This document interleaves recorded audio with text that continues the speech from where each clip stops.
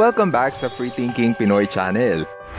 Isipin mo na lang kung ang kalaban mo ay may balat na kayang sumalo ng bala o balahibo na hindi tinatabla ng lamig kahit nasa gitna pa ng yelo.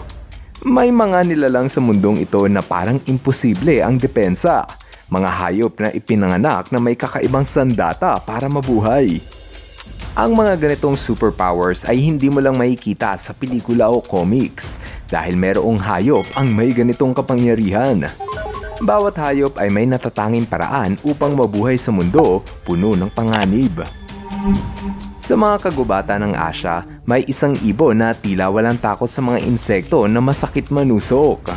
Ito ang Oriental Honey Buzzard, isang ibon na kumakain ng larvae o yung baby ng mga bubuyog. Marahil ay iniisip mong walang matinong hayop ang sasalakay sa pugad ng bubuyog, pero ang ibong ito tila wala lang. Ang ibon na ito ay hindi tinatabla ng panusok ng bubuyog dahil ang balahibo nito ay parang kaliskis na nakalapat sa katawan. Ito ang nagsisilbing proteksyon o armor laban sa mga bubuyog. Kahit sa paligid ng kanyang mga mata, may espesyal na balahibo na may maliliit na guhit na parang mga kanal na naglilinis at nag-aalis ng anumang lason o dumi mula sa mga kagat ng insekto. Dahil dito, malaya siyang nakakapagnakaw ng pagkain mula sa mismong pinagmumulan ng panganib. Dito naman sa mainit at luntiang kagubatan ng Papua New Guinea, may isang ibon na parang nanggaling sa alamat. Ang hooded pituwi ay may matingkad na balahibo at iisipin mong ito ay ordinaryong ibon. Ang hindi nyo alam, pwede kang malason pag kinain mo ang balat at balahibo ng ibon na ito. Ayon sa mga siyentipiko, nakuha ng ibon na ito ang lason sa pagkain ng mga poisonous snail o kuhol. Pwedeng bawian ng buhay ang tao na makakakain sa ibon na ito. Ang simpleng pagdapo nito sa iyong kamay ay maaaring magdulot ng pamamanhid at paghapde ng balat. Ito ang paraan ng hooded pituwi para hindi sila kainin ng mas malalaking hayop.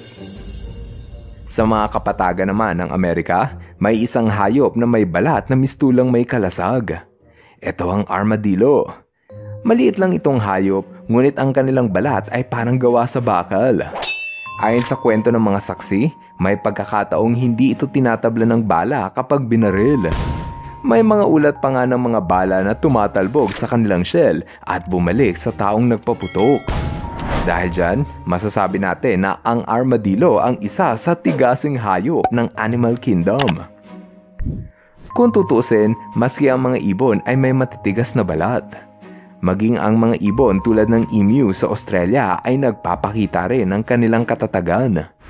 Noong 1932, sinubukan ng mga sundalo na bawasan ang populasyon ng mga emu gamit ang mga armas, ngunit mukhang hindi ito tumatalab. Ang kanilang makakapal na balahibo at mabilis na pagtakbo ay tila ba nagbigay sa mga emu ng tsansa upang makatakas sa pamamaril ng mga sundalo. Tinawag itong Emu War dahil formal na nagdeklara ng giyera ang gobyerno ng Australia laban sa mga ibon na emu. Naging peste raw kasi ang mga ibon na ito sa pananim ng mga magsasaka. Sa kabila ng sunod-sunod na pamumuksa ng mga sundalo sa higanting ibon, nananatiling matibay pa rin ang populasyon ng mga emu. Tumagal lamang ng isang buwan ang Emu War, ngunit malinaw na natalo ang mga tao at ang nanalo ay ang mga ibon. Mayroon ding mga insekto na nagsusuot ng pinaka-nakakadiring bagay na maiisip mo. Ang leaf beetle larvae halimbawa ay gumagawa ng armor mula sa sarili nilang dumi. Oo, literal na tinatakpan nila ang kanilang katawan ng pinatuyong dumi para hindi sila pansinin ng mga mandaragit. Wala kasing predator ang may ganang kumain sa insekto na nababalot ng tae. Kung ang mga maliliit na ito ay may sariling paraan ng depensa, ang ironclad beetle naman ay parang superhero sa mundo ng mga kulisap. Ang kanyang katawan ay kayang tiisin ang bigat na daan-daang beses ng kanyang timbang at may kakayahang makatiis ng puwersang kaya makabuluktot ng bakal na pin. Sa sobrang tibay nito, pinag-aaralan na ng mga siyentipiko kung paano gawing inspirasyon ang kanilang shell sa paggawa ng mas matibay na materyales para sa tao. Dito naman sa ilog ng Amazon, merong isda na may kaliskis na parang gawa sa bakal. Ito ang Arapaima. Sa sobrang tigas, maski ang mga pirana ay nahihirapang kumagat sa isda na ito. Dahil sa tibay ng Arapaima, kinaya nitong mabuhay sa ilog na puno ng panganib at siguraduhin na walang ibang hayop ang kayang manakit sa kanya. Sa hilagang parte naman ng mundo kung saan ang paligid ay balot ng yelo, dito naninirahan ang musk ox.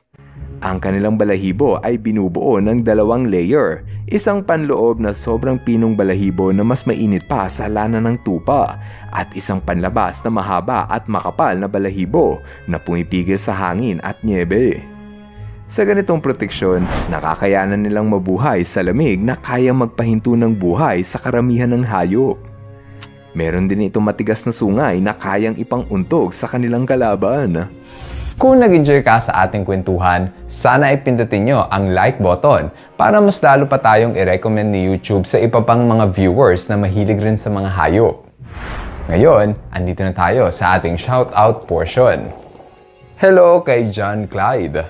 Hello rin sa pamilya ni Anthony de la Cruz. What's up kina Jamir at Adam L. Ventura. Shoutout kay Ethan Gabriel Farillon. Daddy Tristan, Mami Isabel, Trisha Bell, Toshimichi at sa lahat ng Labrador family. At kay Joe Hanson de Jesus. Maraming salamat sa inyong panunod na see you guys on our next video. Bye-bye! Hello mga ka-FTP! Ako si Nomer at nagpapasalamat sa inyong panunood. Kung nagustuhan nyo ang video ito, subscribe na sa FTP channel. Don't forget to hit the subscribe button para updated ka sa mga bagong videos. Paalam!